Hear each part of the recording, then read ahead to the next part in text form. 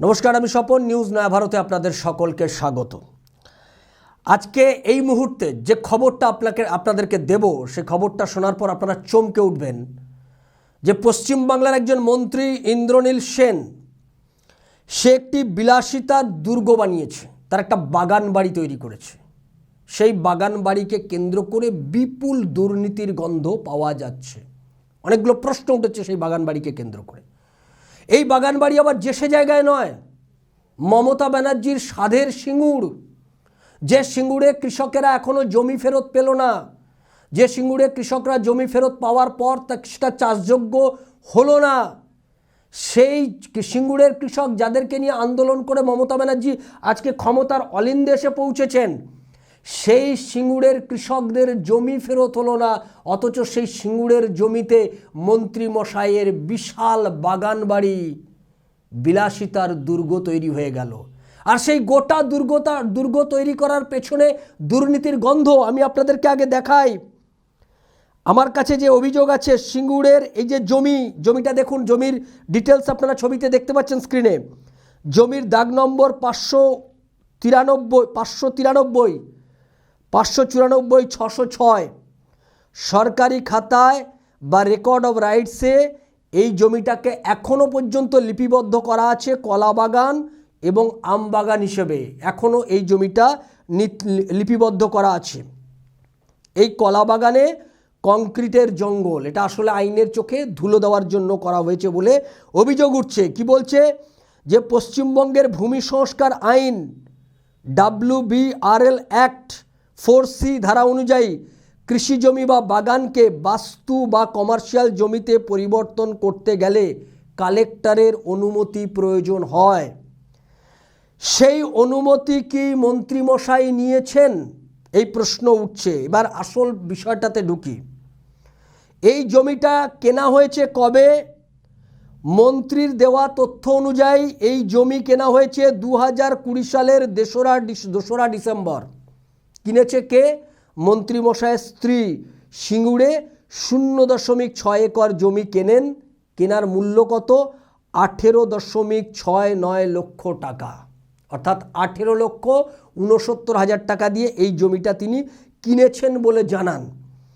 তার ঠিক 3 মাস পর 2021-এর মার্চ মাসে এই জমির বাজার মূল্য দেখানো হচ্ছে 64.65 লক্ষ টাকা, অর্থাৎ 64,65,000 টাকা জমির মূল্য হয়ে গেল। যে জমিটা দেখানো হয়েছিল 18.69 লক্ষ টাকা 3 মাস আগে, সেই জমিটাই 3 মাস পরে বাজার মূল্য হয়ে গেল 64.65 লক্ষ টাকা। 90 দিনে এই যে জমির দাম বাড়লো, এটা কেন? প্রশ্ন উঠেছে যে এই জমি কেনার সময় স্ট্যাম্প ডিউটি ফাঁকি দেওয়ার জন্যই কি এটা দেখানো হয়েছে? প্রশ্ন উঠেছে। আর কি প্রশ্ন উঠেছে? কালো টাকার লেনদেন আছে কি এর পেছনে? নাকি ভবিষ্যতে কালো টাকাকে সাদা করার জন্য এই জমির দাম বাড়িয়ে দেখানো হয়েছে? এই প্রশ্ন 3খানা উঠেছে। আর কি বলছে? আরও বলছে যেটা, যে এখানেই শেষ নয়। স্যাটেলাইট ইমেজ আপনারা দেখুন, স্যাটেলাইট ইমেজ আপনাদেরকে দেখাচ্ছি।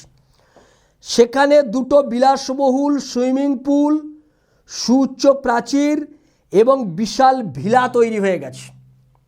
আপনারা জায়গাটা দেখতে পাচ্ছেন। কিন্তু মন্ত্রীর হলফনামায় এই নির্মাণের খরচ দেখানো হয়েছে, মন্ত্রী যখন ভোটে দাঁড়িয়েছেন, এই নির্মাণের খরচ দেখানো হয়েছে 0, অর্থাৎ এই নির্মাণ কার্য করার জন্য কোনো খরচই তার হয়নি। আচ্ছা, কোটি টাকার সুইমিং পুল আর ভিলা, এটা কি আকাশ থেকে পড়েছে? এটা মানুষের মনের প্রশ্ন, সিঙ্গুর অঞ্চল সহ গোটা রাজ্যের মানুষের মনের প্রশ্ন, যে ইন্দ্রনীল সেন যে এই বাড়িটা বানিয়েছে, এটা কি আকাশ থেকে পড়লো এই কোটি টাকা সুইমিং পুল, নাকি কোনো ঠিকাদার উপহার হিসেবে বানিয়ে দিয়েছে? এই প্রশ্ন উঠছে যে এত বিপুল এই যে সম্পত্তি তৈরি হয়ে গেল। প্রথমত, ওটা জমিটা এখনও পর্যন্ত লিপিবদ্ধ করা আছে কলা বাগান আর আম বাগান হিসেবে লিপিবদ্ধ করা আছে। এখানে একটা কংক্রিটের জঙ্গল তৈরি হয়ে গেল।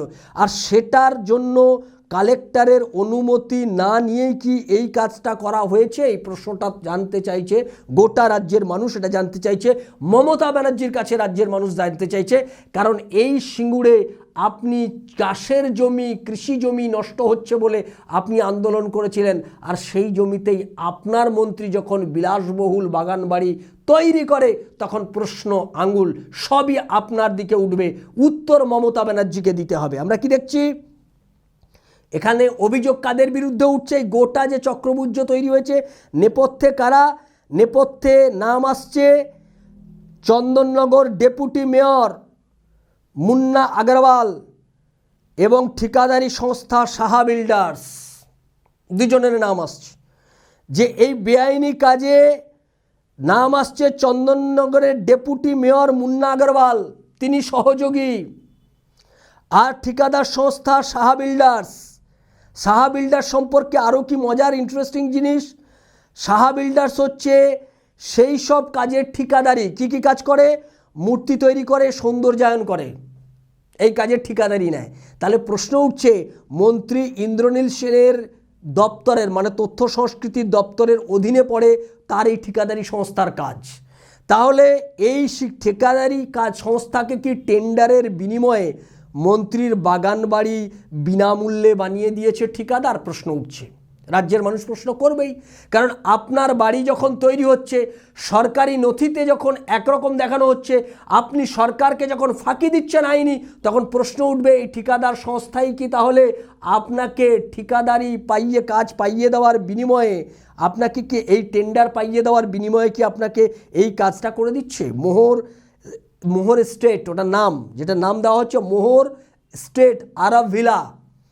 এই মোহর স্টেট এটা একটা ক্ষমতা অপব্যবহারের চূড়ান্ত নিদর্শন। টাটার কংক্রিটকে গুড়িয়ে দেওয়া হয়েছে ওখানে, কারণ ওটা নাকি ওই সিঙ্গুরের মানুষের জীবন ধ্বংস করছে। আর সেই মাটিতে মন্ত্রীর বিলাসবহুল বাগান বাড়ি তৈরি হচ্ছে।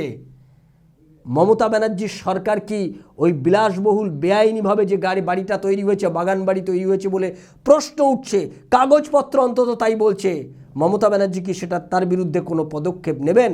টাটা ধ্বংস করে বাংলার মানুষের স্বপ্নকে ধ্বংস করেছেন, আর বাংলার মানুষের স্বপ্নকে ধ্বংস করে মমতা ব্যানার্জির মন্ত্রীরা নিজেদের স্বপ্নের রাজপ্রাসাদ তৈরি করছেন। যে সিঙ্গুরে দাঁড়িয়ে সেই স্বপ্নের রাজপ্রাসাদ, এই দুর্নীতির রাজপ্রাসাদ, ইন্দ্রনীল সেনরা যে দুর্নীতির রাজপ্রাসাদ তৈরি করছে, সেই দুর্নীতির রাজপ্রাসাদ গোটা রাজ্যের মানুষ দেখছে, নজর করছে, চোখে আঙুল দিয়ে দেখিয়ে দেওয়া হচ্ছে যে দুর্নীতি হয়েছে এই জায়গায়, ছত্রে ছত্রে দুর্নীতি।